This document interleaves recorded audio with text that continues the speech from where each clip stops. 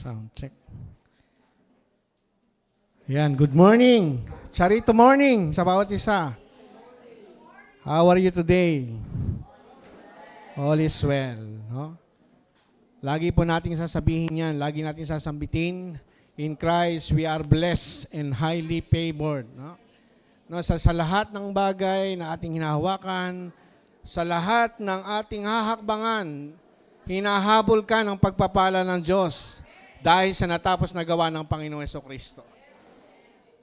Kasi sabi nga kanina sa awit ay rumaragasa ang pagpapala ng Diyos. Saan ka man naroon, merong pagpapalang nakalaan ang Diyos sa bawat isa sa atin. Amen po ba? Kaya wala po tayong may babalik sa Kanya, kundi ang pasalamatan siya, dakilain siya. Sapagkat lahat ng meron tayo galing sa ating Diyos na mapagpalang Diyos. Amen. Sino sa inyo naniniwalang siya'y pinagpala at pinaburan? Tayo malakas, tayo masigla, malusog, masigla at pinagpala at pinaburan ng Diyos hindi dahil sa atin, kundi dahil sa natapos na gawa ng Panginoong Jesucristo. Hindi lang po tayo iniligtas ng Panginoon para tayo mapunta sa langit o maalis doon sa tiyak na kapahamakan, kundi ang buhay na ganap at kasiyasiya ay nais ding matanggap ng buhay po ng bawat isa sa atin. Sino sa ininiwalang siya ay pinagpala at pinaburan? Say amen. Batiin po natin ang ating katabi ng 2 thumbs up. We are Charito. Yan. Okay. Narito na po tayo sa pang-apat na module na ating pong pinag-aaralan.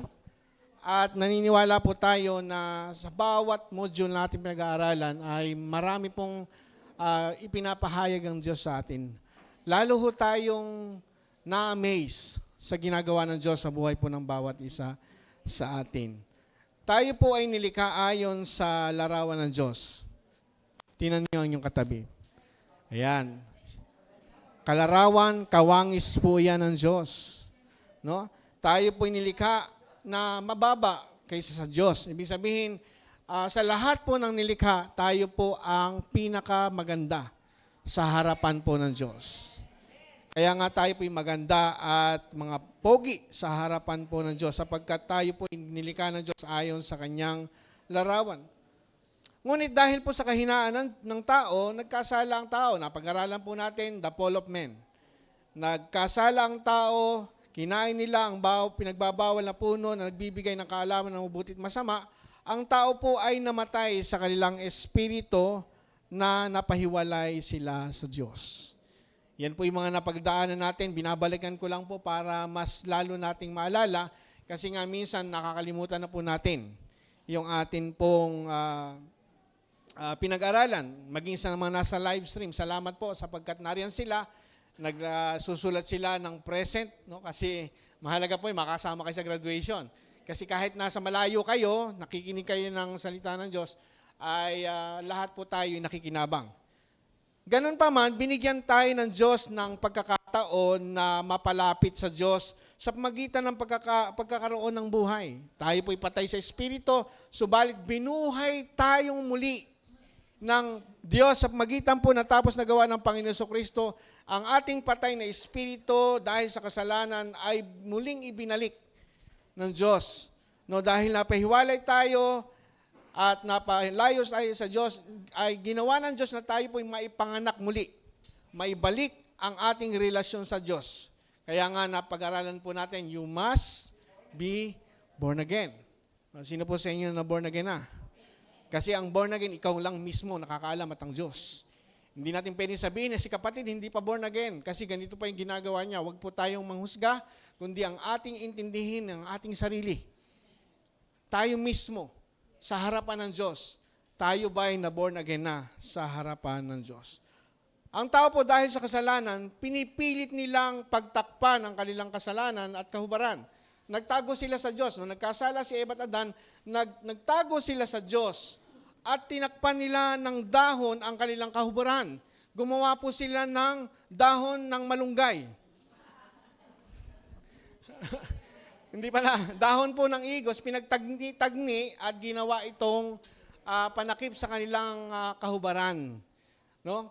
Pero, yan po ay nagre-represent ng sariling pagsisikap. Na pinipilit ng tao na takpan yung kanilang mga kasalanan, takpan ang kanilang kakulangan, subalit hindi pa rin umaabot sa pamantayan ng Diyos. Ano po ang ginawa ng Diyos? Ang Diyos ay nagpatay ng hayop upang kunin ang balat nito at ibigay sa tao upang gawing mga damit. Ito pong hayop na ito ay naglalarawan sa Panginoong Hesukristo. Malayo pa lamang, hindi pa tayo pinapanganak, meron ng solusyon ng Diyos sa kakulangan ng tao.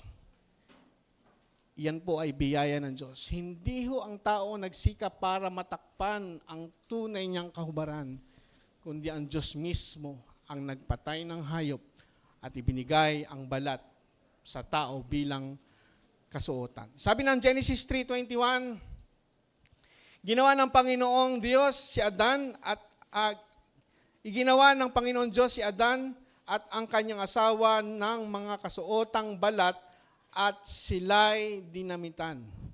Hindi ka ho makakakuha ng balat hanggat hindi pinapatay ang hayop. Pinatay ang hayop, tumulo ang dugo, at itinakip ang balat sa taong hubad. Hanggang ngayon po, marami pa rin mga taong nagsisikap sa sariling kakayanan upang maligtas. Maraming tao na nagsisikap na maligtas, iligtas ang kanilang sarili sa sarili nilang kakayanan.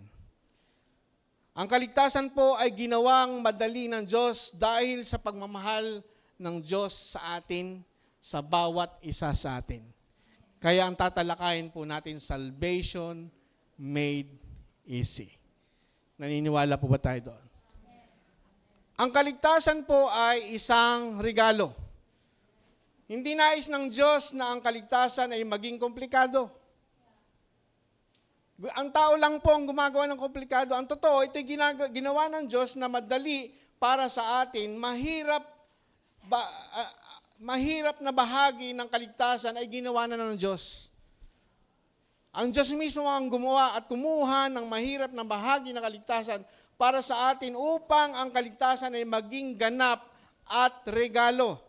Ang tanging kailangan gawin ng isang tao ay tanggapin ang regalo. Ang mahirap pong bahagi nito ay ang pagkamatay ni Kristo sa krus upang tubusin tayo sa ating mga kasalanan na nagdulot sa atin ng kaligtasan. Yan po ang ginawa ng Diyos sa atin. Ang sabi nga ni Apostol Pablo sa Ephesians 2:8, nang tayo po'y naligtas sa biyaya. Pag sinabing biyaya, ito ay regalo. Kaligtasan ay biyaya, ito ay regalo. Ang regalo ay ibinibigay. Hindi ho mahirap tumanggap ng regalo. Sino po sa inyo gustong tumanggap ng regalo? Mahirap po bang tumanggap ng regalo? No? Hindi. No, sabi, hindi mahirap. Ang halaga at pagpapasya ng pagbibigay ng regalo ay nasa kamay na nagbibigay. Tama? Kung ako magbibigay ng regalo, anuman yung regalo ko, gaano man kalaki yung regalo ko, aking desisyon yon at walang desisyon ang tatanggap. Ang tayo, desisyon ng Diyos na ibigay ang kanyang bugtong na anak.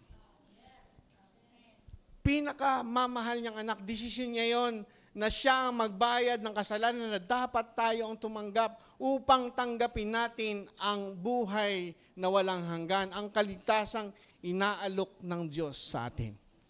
Ano po ang dapat natin gawin? Tanggapin. Dalawang bagay lang po yan, tanggapin o tanggihan. Kapag ikaw binibigyan ng regalo, anong gagawin mo? Karaniwan, tinatanggap talaga. Pero mayroong mga taong ayaw tumanggap ng regalo, tinatanggihan. Sabi po na Ephesians 2:4, ngunit ang Diyos ang palibhasa'y mayaman sa awa dahil sa kanyang malaking pag-ibig sa atin, maging nung tayo'y mga patay sa pamagitan ng ating mga pagsuway, binuhay niya tayo kay Kristo sa pamagitan ng biyaya kayo'y naligtas. Ang kaligtasan po ay biyaya, hindi ho pinaghihirapan. Ang regalo, pag biniyaran mo to ng kahit isang kusing, kahit isang sentimo, hindi po ito matatawag na regalo. No? Kung kunyari, Sister Jace, binigyan po ng diamond ring ni Brad Paul. At dahil mahal, alam naman ni Sister Jace, mahal yung diamond ring. Ako, nakaka naman kay Han, sabi niya, babayaran, kahit kalahati, babalik ko sa kanya.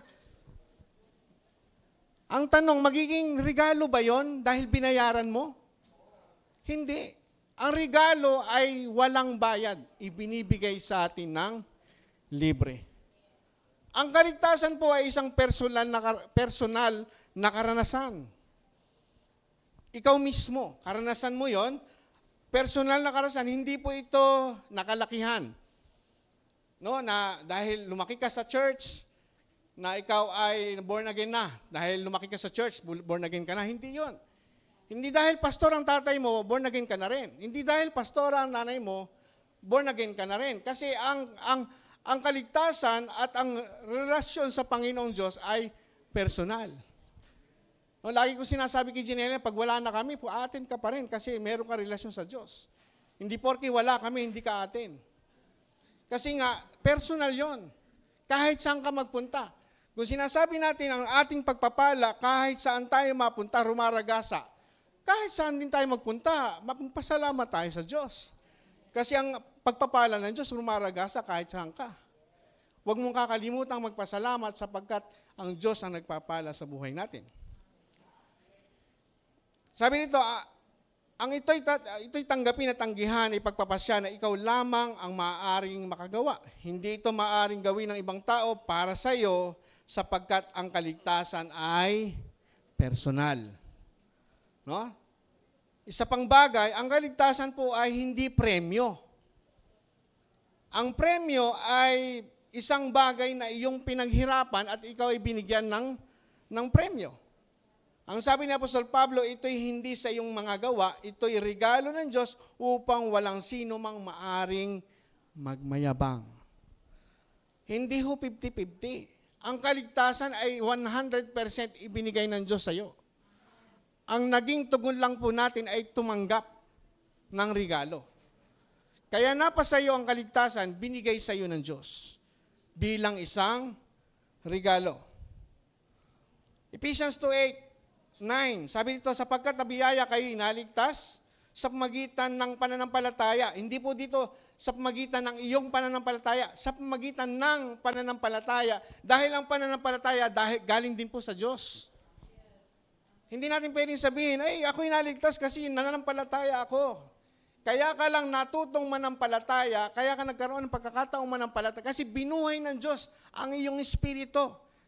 Nakita mo ang ganda ng biyaya ng Diyos. Kung patay ang iyong espiritu, napag-aralan natin nakaraan, we are born again, born in spirit, nagkaroon tayo ng kaunawang patungkol sa Diyos. Kaya nga ang spirit, ang pananampalataya galing din sa Diyos. At ito'y hindi sa pamagitan ng inyong sarili, ito'y kaloob ng Diyos.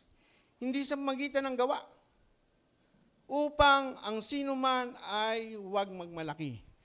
Kapag sinabi mong niligtas ka ng Panginoon dahil nanampalataya ka, yan ay gawa. Dahil sa iyo, sinasabi mo, gawa ko yun. Nanampalataya ako. Ano nangyayari doon? Gawa yun. Pero ang kaligtasan hindi sa pamagitan ng gawa, kundi sa pamagitan ng pagkilala at pagsampalataya sa Diyos. No? Upang ang sino man ay huwag magmalaki. Maraming tao po ang pag tinanong mo kung saan sila pupunta, pag namatay sila, saan sila pupunta, ang karaniwan ay sasabihin nila, sa langit ako pupunta. Kasi matulungin ako eh. No? Kasi palasimba ako. Naglalakad ako ng paluhod sa simbahan. Ako'y nag-aayuno. Ako'y nagsasakripisyo. Ako'y nagpepenitensya. Sinusunod ko ang buong kautusan. Lahat po ng ito ay hindi ang paraan ng Diyos para maligtas. Lahat ng ito ay walang kabuluhan, maruming basahan lamang sa harapan ng Diyos. Ang kaligtasan ay ang personal na relasyon mo sa Panginoong Hesukristo. Naniniwala tayo doon. Ang kaligtasan po ay hindi premyo.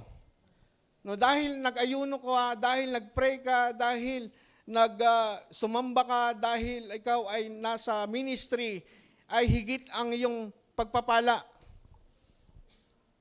Ang Diyos po ay hindi pleaser of men. Lahat tayo pinagpala dahil kay Kristo.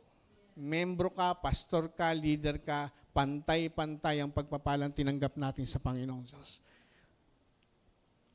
Ang kaligtasan ng lahat ng tao, sa lahat ng tao po ipantay-pantay.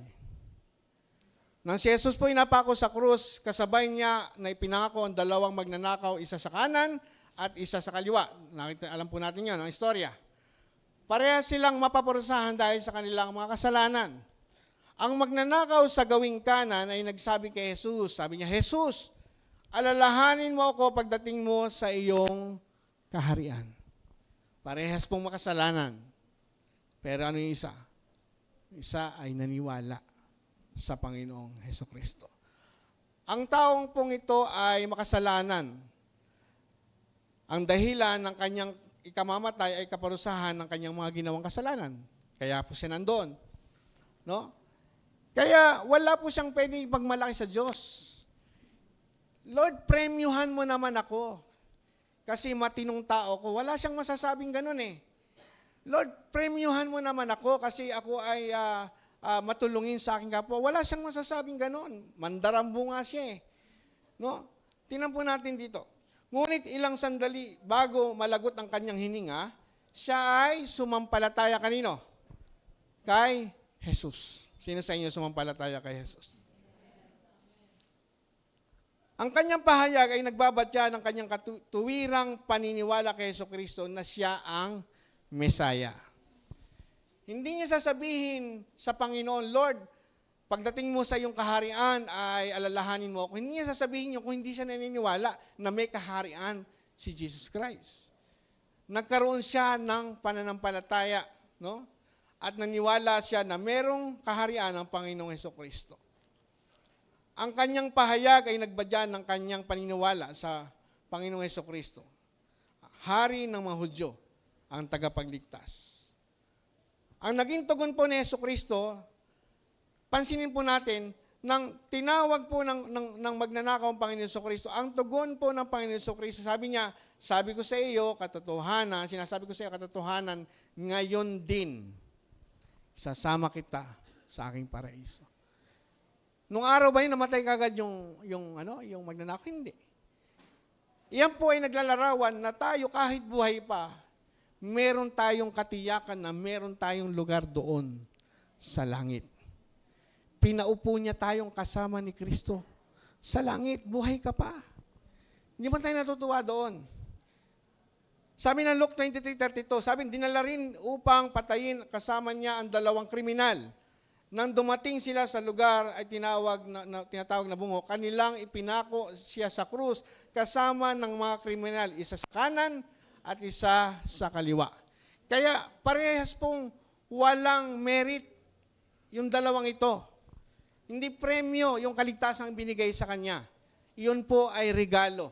Yun po ay biyayang tinanggap nila sa Panginoon. Luke 23:39, patuloy siyang pinagtatawanan ng isa sa mga kriminal na ipinako na nagsabi, hindi ba ikaw ang Kristo? Sabi ng isang nasa kaliwa. Hindi ba ikaw yung Kristo? Iligtas mo ang iyong sarili at kami. No? Tingnan po natin yung isa, hindi ho siya naniniwala, hindi siya nanampalataya. Kaya ganun po yung panunuyan niya sa Panginoong Hesukristo. Subalit sinaway siya ng isa at sa kanya'y sinabi, hindi ka ba natatakot sa Diyos? Yamang ikaw ay nasa gayong ding hatol ng kaparusahan. Parehas lang po yung parusa nila, mamamatay. Pero sabi po sa 41, tayo ay nahatulan ng matuwid sapagkat tinanggap natin ang nararapat na kabayaran sa ating mga gawa.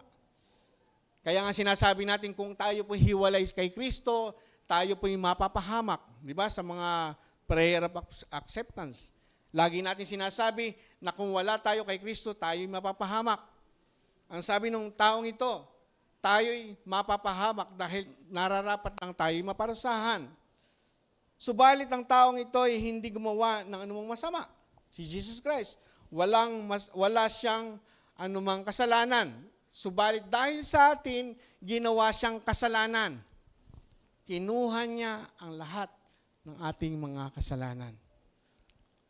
Sinabi niya kay Jesus, alalahanin mo ako pagdating mo sa iyong kaharian. Sumagot ang Panginoon Jesucristo, katotohanan sinasabi ko sa iyo, ngayon ikaw ay makakasama ko sa paraiso. Ang kaligtasan po ay regalo na ipinagkakaloob ng Diyos sa mga hindi karapat-dapat na lumalapit sa Kanya. Hello? Kasi kapag sinabi mong karapat-dapat ka, hindi ka karapat-dapat tumanggap ng biyaya. Kasi ang biyaya ay para sa mga hindi karapat-dapat. Kasi kapag sinabi mong karapat-dapat akong pumunta sa langit kasi ako'y ganito, ako'y matuwid, banal, matulungin, maawain, no? Di ikaw na. Pero ang regalo, ang biyaya ng Diyos ay pinagkakaloob sa mga hindi karapat-dapat na lumalapit, kanino? Sa Kanya. Tayo po ba'y karapat-dapat?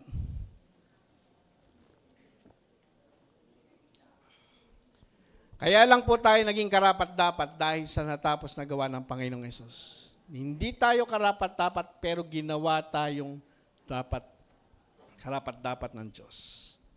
Karaniwan po na sinasabi sa Bible, ang sino mang lumalapit sa akin sa anumang paraan, hindi ko itataboy, sabi po ng Panginoon. Kaya nung lumapit po tayo sa Panginoon, dahil din sa Kanyang pagkilos sa buhay natin, natanggap natin ang mainit na yakap ng Panginoon. Maraming salamat po sa palakpak. Karaniwan, ang mga regalo ay ibinigay sa mga karapat-dapat pagbigyan. Tama? Sino sa inyo may birthday, binigyan ng regalo? Bakit ka binigyan ng regalo? Kasi birthday mo. Bakit ka binigyan ng regalo ng asawa mo? Dahil anniversary nyo. Di ba? Ganun po yung talagang natural kung bakit binibigyan ng regalo. Karapat-dapat kang bigyan ng regalo kasi may okasyon. Pero yung mga bagay na binigyan ka ng regalo, walang okasyon, walang anumang happenings, ay binigyan ka ng regalo, yun po ba ay, di ba? Himala daw, himala. Yung bang 25 years na kayo, 40 years na kayo, 50 years na kayo, tsaka hindi ka nakakatanggap ng bulaklak, tapos binigyan ka ng bulaklak na asawa mo, himala. Yan po ay biyaya na hindi ka karapat-dapat tumanggap ay binigyan ka ng regalo. John 6:37, ang lahat ng ibinibigay sa akin ng Ama ay lalapit sa akin at ang lumalapit sa akin kailanman ay hindi ko itataboy. Kaya pagka ikaw ay nagkaroon ng problema, lapit lang sa Diyos. Ba't ka matatakot sa Diyos? Kasi ganito yung nagawa ko, nahihiya ako sa Diyos eh. Para kang si Adan at Eva nagtago. Nasaan kayo? Hindi dahil hindi alam ng Diyos kung nasaan si Adan at Eva. Nagtago sila dahil sa kahihiyan na nagawa nila. Tayo mismo, nagkakamali. Na tayo sa ating pagkakamali, huwag tayong lumayo sa Diyos. Mas lalo pa tayo lumapit sa Diyos. Kasi ang sino mang lumalapit sa Diyos ay hindi niya itataboy kahit tayo nagkakamali. Alam naman ng Diyos yung ating pagkakamali. Alam ng Diyos na tayo magkakamali. Kaya ginawa ng Diyos, ibinigay niya yung kanyang bugtong na anak kasi hindi nga tayo umaabot sa pamantayan ng Diyos. Ang ginawa ng Diyos, inabot niya tayo sa magitan ng kanyang bugtong na anak. Muli, ang kaligtasan po ay simple at madaling maunawaan.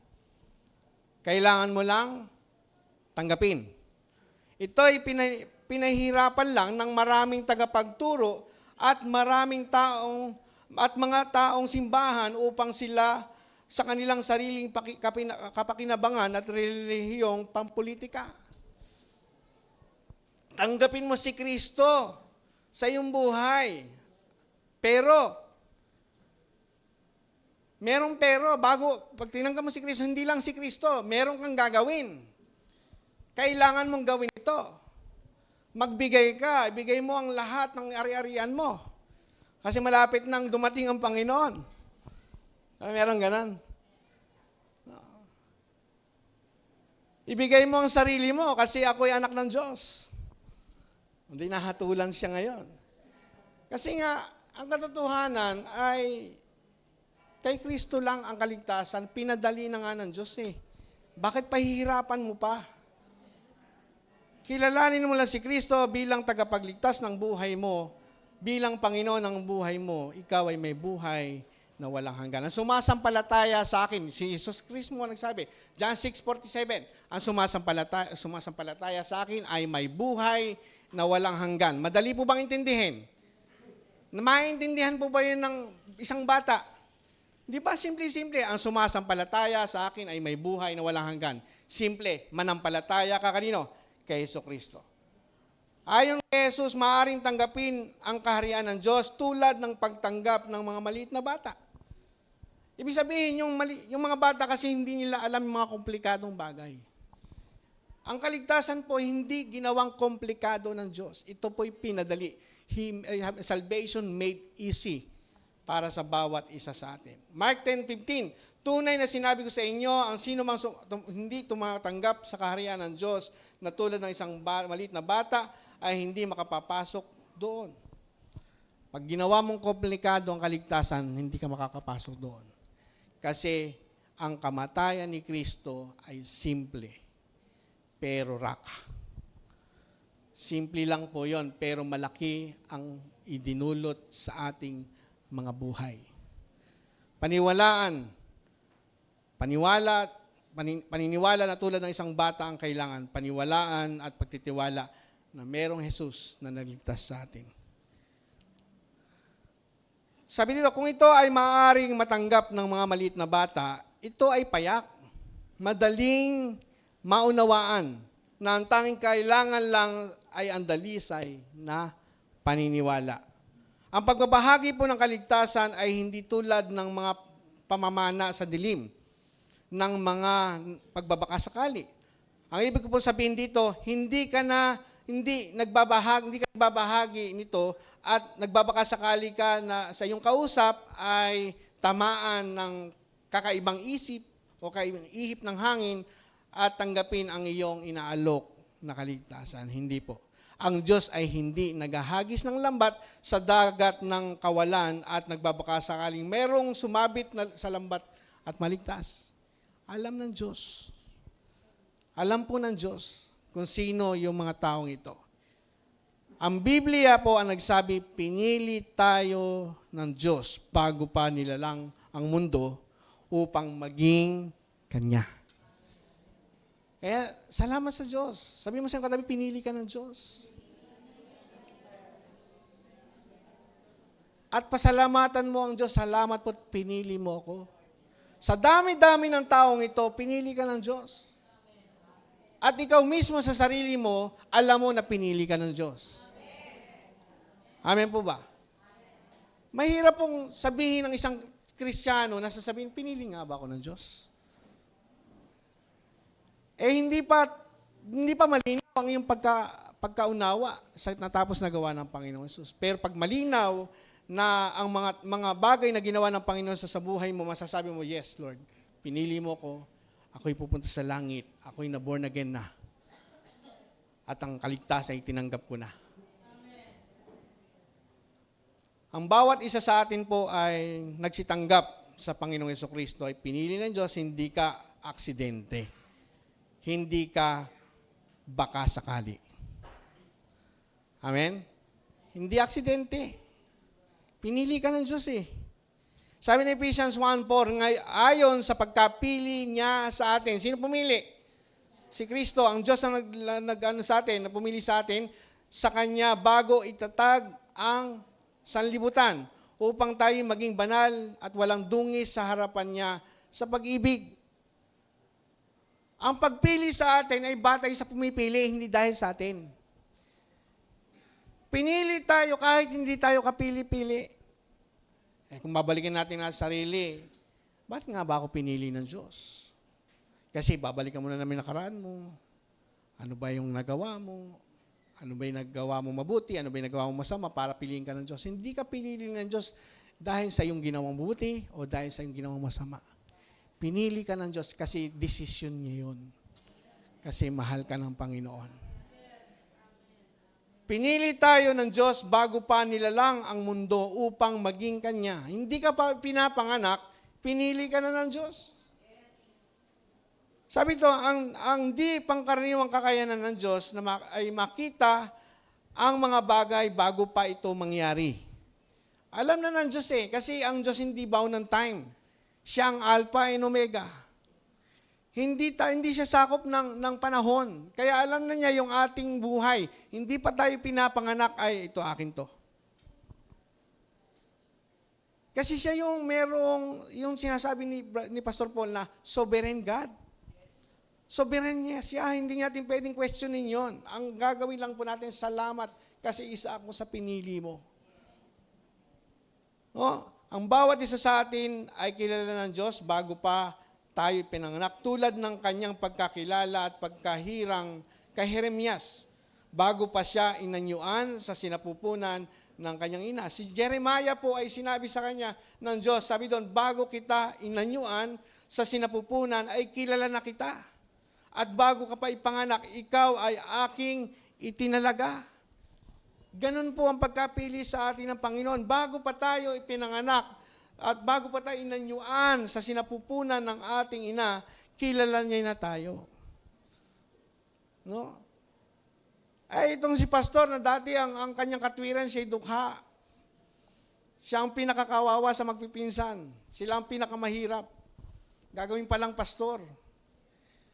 Hindi dahil sa akin yun Alam mo na akong karapatan. Wala akong kakayanan. Pinili tayo ng Diyos. Ano man ang pinanggalingan mo, pinili ka ng Diyos. Huwag kang malungkot.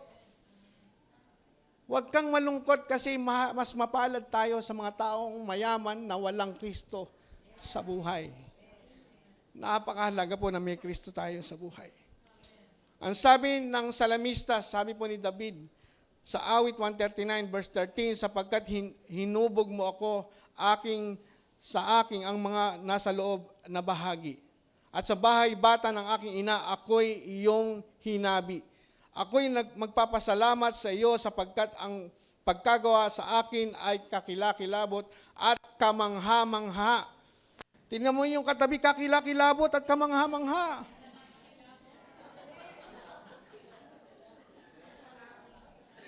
Hindi ho nakakatakot. Kasi karaniwan, ang ginagamit yung kakilakilabot ay sa mga nakakatakot.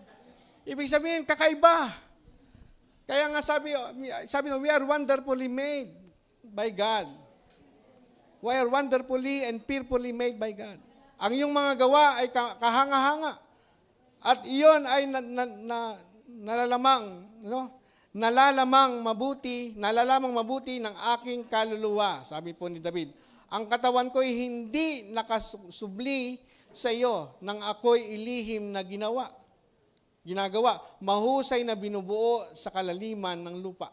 Nakita ng iyong mga mata ang aking mga wala pang anyong sangkap. Tingnan po natin.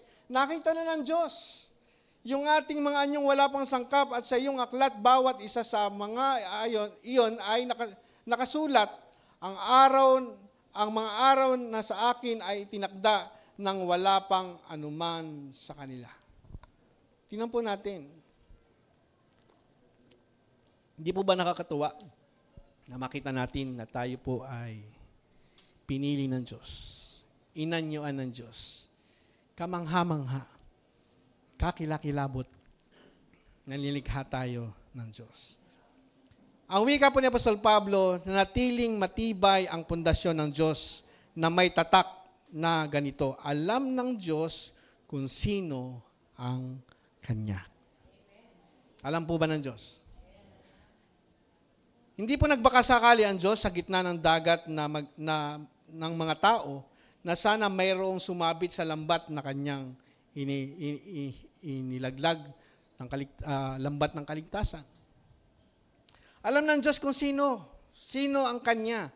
Ang wika ni Jesus, ako ang mabuting pastol nakikilala ko ang aking mga tupa at nakikilala ko siya.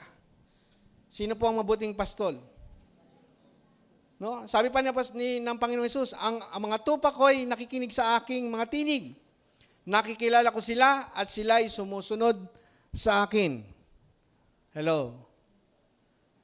Huwag naman tayong manghusga, si kapatid hindi sumusunod, hindi tupa yan. Wala tayong karapatan na manghusga. Ang sabi lang ng Panginoon, ang tunay na tupa susunod sa Kanya. Ang tunay na tupa makikinig sa Kanya. Kaya ang titingnan natin, sarili natin. Huwag yung ibang tao. Huwag natin sabihin na si kapatid, pasaway. Hindi yan tupa. Kambing yan. Minsan ganun po ang tao, hindi po ba? Sa akin ng 2 Timothy 2:19, ngunit ang matibay na saligan ng Diyos ay nanatiling matatag na may tatak ng ganito. Kilala ng Panginoon ang mga Kanya at lumayo sa kalikuan ang bawat tumatawag sa pangalan ng Panginoon. Totoo naman po yun eh.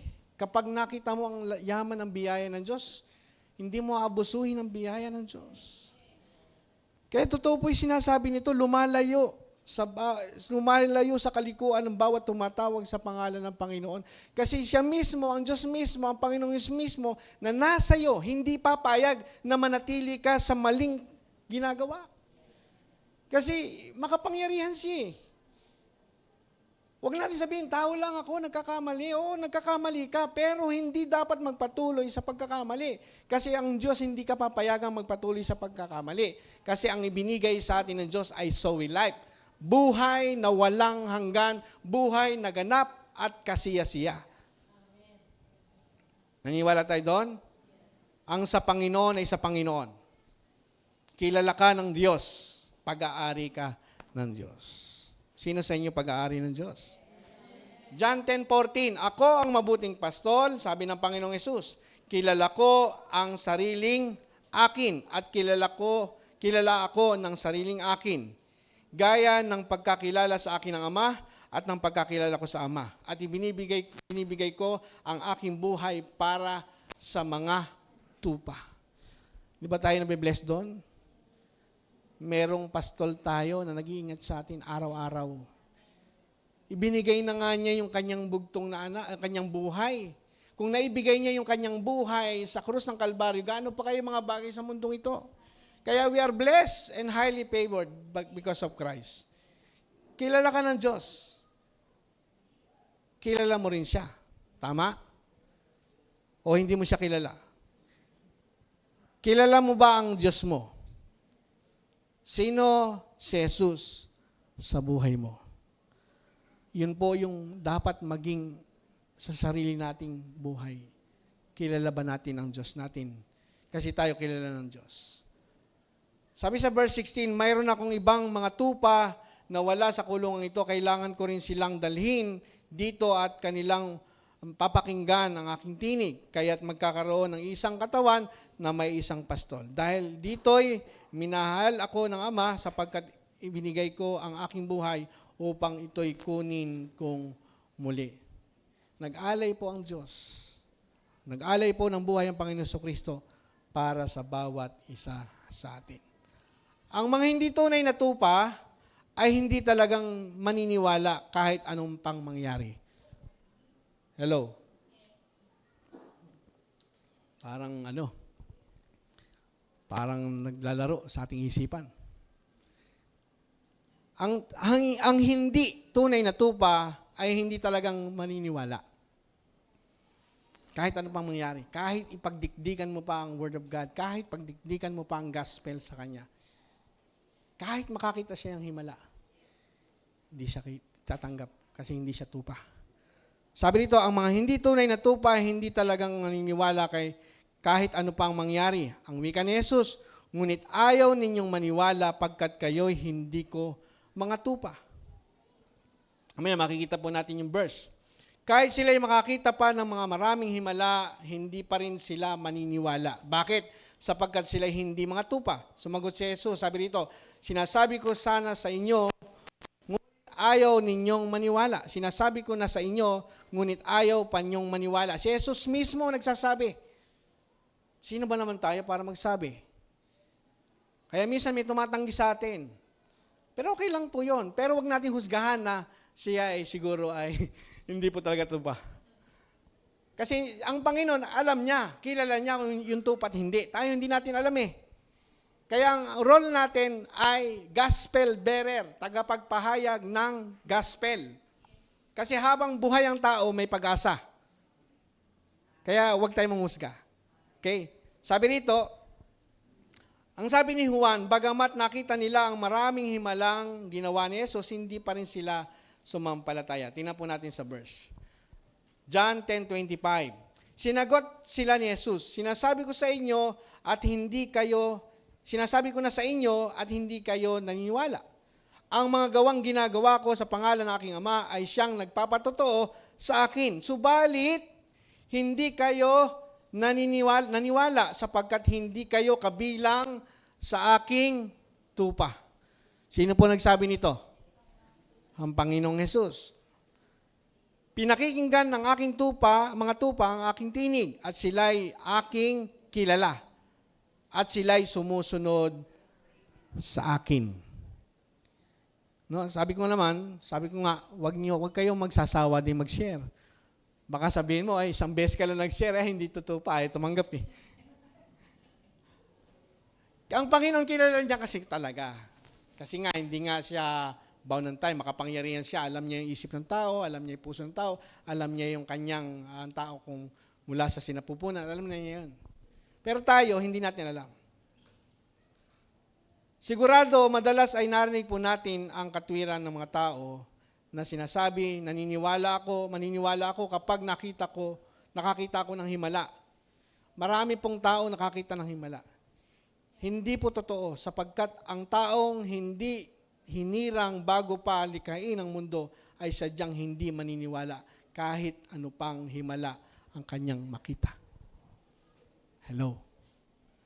Hindi naman po ako nagsabi, ang Bible. Sabi niya, kaya kayo hindi naniniwala sa lahat ng aking ipinakitang himala. Ang Panginoon, sangkatutak ng himala ang ginawa niya nung siya po'y nabubuhay.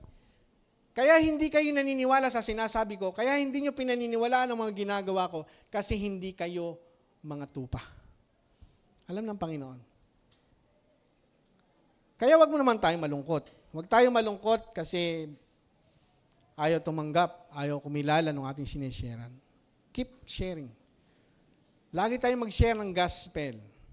Kasi hindi natin alam, mayroong palang panahon ng kanyang pagtanggap sa Panginoon. Hindi pa pala yun, nagtanim ka pa lang, hindi pa tumutubo. May panahon na pagtubo. May panahon ng pag-ani. Tama? John 12:37, bagamat gumagawa siya sa harapan nila ng maraming tanda. Sino yung gumagawa? Si Jesus. Sila ay hindi naniwala sa Kanya. Tingnan mo, napakarami himalang ginawa ang Panginoong Hesus. Ano ginawa niya? Ano ba ministry ni Jesus Christ? 3 bagay. Nangaral siya, nagturo siya, at siya'y nagpagaling. 3 bagay ang ginawa ng Panginoong Hesus. Ministeryo niya yan. Siya'y nag-preach para sa kaluluwa ng tao. Para sa espiritu ng tao, mabuhay. Siya'y nagturo para sa kaluluwa ng tao. Siya'y nagpagaling para sa katawan ng tao. Kasi ang Diyos ay trichotomy. Ang ministry niya ay 3. Mag-preach para sa espiritu ng tao, mabuhay. Pinipreach niya yung gospel of grace, gospel of the kingdom of God. Yung pangalawa, yung kaparaanan. Mga kaparaanan ng buhay para maging masaya, para maging magalak, para magwag malungkot, para sa kaluluwa. At ang pangatlo, siya po'y nagpagaling. Nagpagaling siya ng pilay, nagpagaling siya ng bulag, ng pipi, ng imbalidong katawan, ng kamay, at bumuhay pa siya ng patay. Pero sabi mo ng Biblia, sa lahat ng kanyang ginawa, maraming tanda pinakita ng Panginoon, hindi sila naniwala. Bakit? Kasi hindi sila tupa. Sino sa inyong mga tupa? Amen. Di ba nagpapasalamat tayo kasi nga tayo yung mga tupa ng Diyos. Ang paglapit ng isang tao sa Diyos bilang tugon sa tawag ng kaligtasan ay hindi gawa ng tao. Hindi natin gawa yon. Ang pagnanasa at kakayanang may sagawa ng kalooban ng Diyos ay binigay ng Diyos sa atin.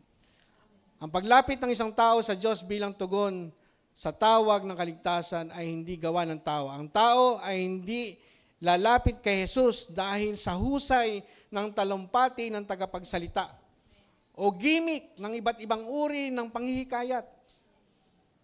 Maganda po yon. May mga activities, may sistema, merong paraan, pero hindi dahil doon.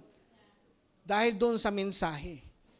Dahil ang tunay na mensahe ay ang mensahe ng natapos na gawa ng Panginoong Hesukristo. Maraming tao nakakapagpaiyak. Kasi nga, dinidikdik nila yung kasalanan. Guilty tripping, yung mga tao, ganito kayo, ganito kayo, ganito kayo, ganito kayo. Sabi naman, ikaw din, ikaw din, ikaw din. Kaya sa pulpito, dapat ang ipinapahayag ay ang natapos na gawa lamang ng Panginoong Hesukristo. Kasi kung ano ang sinasabi mo, babalik sa'yo. Hindi tayo perpekto. Hindi perpekto si pastor, nagkakamali. Kaya hindi nyo pwedeng tularan ako. Huwag nyo akong tutularan, si Kristo lang ang tularan nyo. Kasi ako yung nagkakamali, marami akong kakulangan. Pag tinignan nyo ang buhay ko, pangit. Pero si Kristo, wala kang pangit na makikita. Lahat ay mabuti. Amen po, niwala tayo doon? Hindi ho lalapit ang tao sa husay, magtalumpati, sa husay, magsakay. Hindi po ako natatakot maging bulol eh. Marami po sumisita sa akin, mali English mo, mali grammar mo. Oo nga, alam ko naman yun eh. Pero ang pinakamahalaga, yung mensahe, si Kristo, yung kanyang natapos na gawa. Walang taong makalalapit sa Kanya, malibang ilapit siya ng Ama sa Panginoong Hesukristo. Walang taong makalalapit sa akin, sabi ng Panginoon, malibang ipagkaloob sa Kanya ng Ama. Sabi po ng John 6:44. Walang taong makalalapit sa akin, malibang ilapit siya ng Ama na nagsugo sa akin at siya'y muli kong bubuhayin sa huling araw.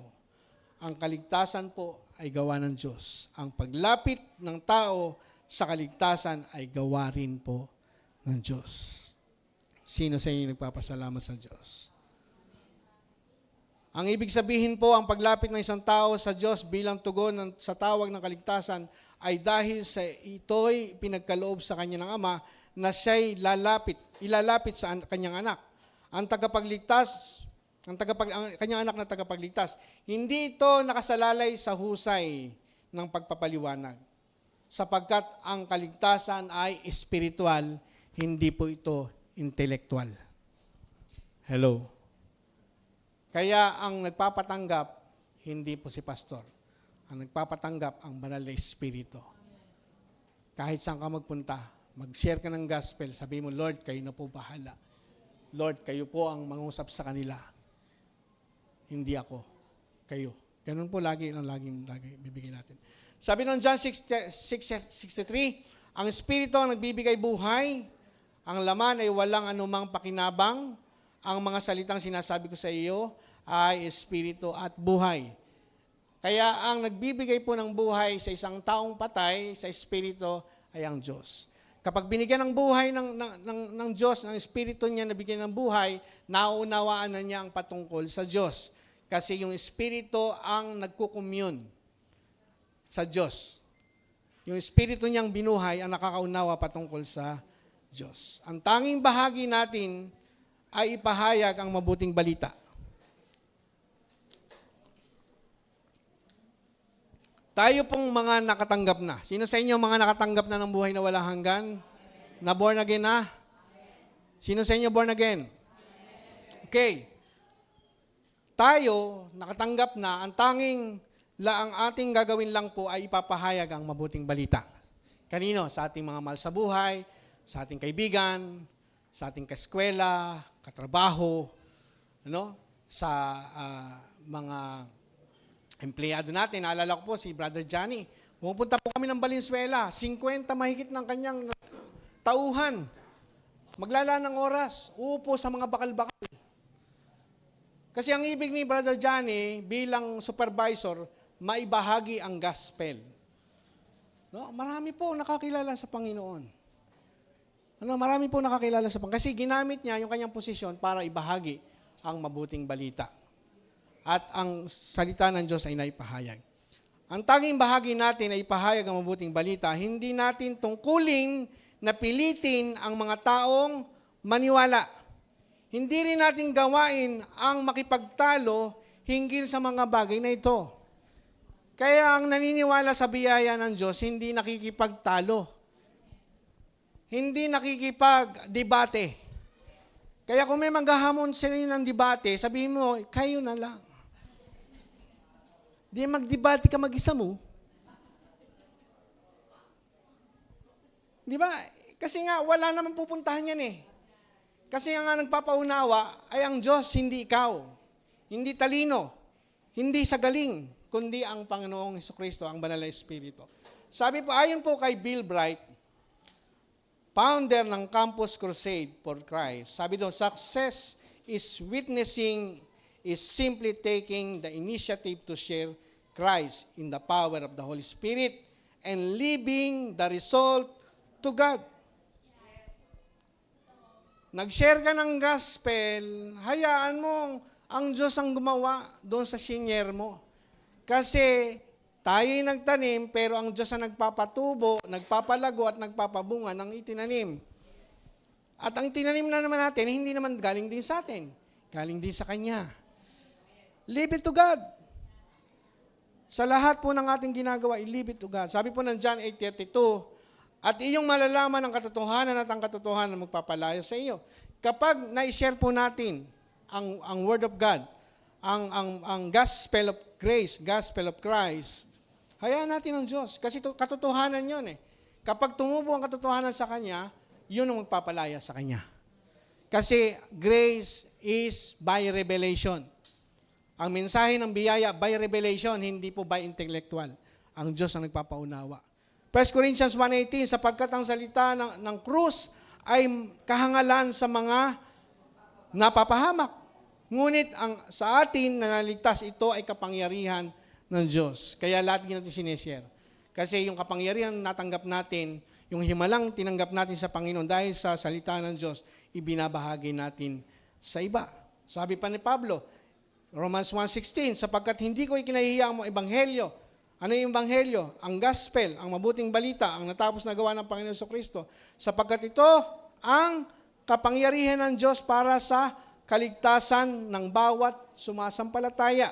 Unay mga Hudyo, gayon din sa mga Griego. Ibig sabihin, ang gospel, walang pinipili. Hudyo o Griego ka man, Hentil ka man o Hudyo ka man, ikaw ay merong pagkakataon na maligtas dahil sa gospel of Christ. Acts 20:24. Sabi po ni Apostol Pablo. Ito po yung lagi kong nakikita sa ginawa ng Diyos sa buhay niya. Sabi doon, ngunit hindi ko ikinuturing na ang aking buhay na mahalaga sa aking sarili, upang maganap ko lamang ang aking katungkulan at ang ministeryong tinanggap ko sa Panginoong Hesus. Ano yung tinanggap niya sa Panginoong Hesus? Na magpatotoo sa magandang balita ng biyaya ng Diyos. Ano patututuhanan natin? Yung magandang balita ng biyaya ng Diyos. Ang gospel of grace. Dapat ay tanggapin natin ang katotohanan na sa tuwing ibinabahagi natin ang mabuting balita ng kaligtasan, may mga taong tatanggap at meron ding taong tatanggi. Normal po yun. Kahit nagbebenta ka ng lansones, yung iba ayaw ng malaki buto. Yung iba naman gusto ng malaki buto. Yung iba gusto maasim, yung iba gusto matamis. No? Isang bagay ang sigurado, ang mga hinirang ng Diyos bago pa nilikha ang mundo ay tatanggap sa sandaling marinig nila ang tinig ng kaligtasan. Sapagkat wika ni Jesus, ang aking mga tupa ay nakikinig at sumusunod sa aking tinig. No? Amen po ba? Sa susunod na linggo. Natasaya na. Sa susunod na linggo, no? Sa susunod po na linggo, hayaan niyo po na ibahagi ko sa inyo ang simpleng mensahe ng kaligtasan. Pagkatapos nito ay tayo magpasya. Tayo, nakapagpasya naman po tayo. So mga hindi pa nagpapasya, ay mas makakaroon po ng kalinawan. Ano nga ba yung pagtanggap? Paano nga ba tanggapin ang salvation na madali lang? Meron po tayong tatalakayin. Kalahati po ng booklet ay ating pong tatalakayin. Ang gagawin mo po ay magpasya, magsasabi kung saan mo gugugulin. No? Kapag nagkaroon po tayo ng pagpapasya, ay ikaw mismo, no? Magsasabi sa iyong sarili kung saan mo gugulin ang iyong walang hanggan pagkatapos ng iyong buhay sa mundong ito. Kasi kapag nagpasya ka, alam mo na kung saan mo gugulin ang buhay mo. Alam mo na kung saan ka pupunta pagka natapos ka sa mundong ito. Life application. Magpasalamat sa Diyos sa regalo. Sino sa inyo nakatanggap ng regalo ng buhay na walang hanggan, ng kaligtasan? Anong gagawin lang natin? Magpasalamat po sa Diyos. Ang kaligtasan ay regalo. Tandaan po natin, hindi po ito premyo. Hindi ito premyo. Regalo. Binigay sa atin na walang bayad. Pangalawa, pakanaisin mo na maranasan ng Diyos sa buhay mo. Kasi ang kaligtasan, ang relasyon sa Panginoon ay personal na karanasan. No, hindi ka dahil anak ka ng isang born again ka na rin. Hindi dahil anak ka ng pastor, ay born again ka na rin. Personal po yan. No? Pakanasahin mo na maranasan mo ito. Pangatlo, huwag kang mahihiyang lumapit sa Diyos. Kasi ang kaligtasan ay regalo na ipinagkaloob ng Diyos sa mga hindi karapat-dapat na lumapit sa Kanya. Kapag nahihiya kang lumapit sa Diyos, lumapit ka sa Diyos. Kasi sino mang hindi karapat-dapat ay binigyan ng pagkakataong lumapit sa Diyos. Kasi hindi niya tayo itinataboy. Pangapat, mapalad ka dahil pinili ka ng Diyos. Sino po sa inyo pinili ng Diyos?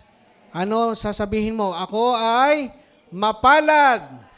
Ako ay blessed and highly favored. Kasi pinili ka ng Diyos. Panlima, huwag kang malungkot sa mga taong ayaw maniwala sa binabahagi mo. Huwag kang malungkot. Ang mahalaga, binahagi mo. No, huwag kang malungkot kasi nga, ang pagtanggap, hindi dahil sa atin, ang pagtanggap sa Diyos. Maaring yung sinyere natin, hindi pa niya panahon, o maaring hindi talaga siya tupa. Pero huwag natin silang husgahan na hindi sila tupa. Okay? Pang-anim, salamat sa Diyos sa pagnanasang ibinigay sa atin. Kasi hindi tayo makakalapit sa Diyos kung hindi niya tayo binigyan ng pagnanasang lumapit sa Diyos. Siya mismo ang gawa. Kaya ang gagawin natin, salamat. No? Salamat. Kaya yung apelido nila, Sister Ami, laging dapat sinasabi, salamat. No? Kasi napakaganda po yung salamat eh. No? Pangpito, huwag masasawang magbahagi ng mabuting balita. Ang ang bahagi natin ay ang ipahayag ang mabuting balita. Ano po ang big idea? Salvation is made easy for us. Salvation made easy. Amen. Tayo po'y manalangin. Palakpakan po natin ang Panginoon.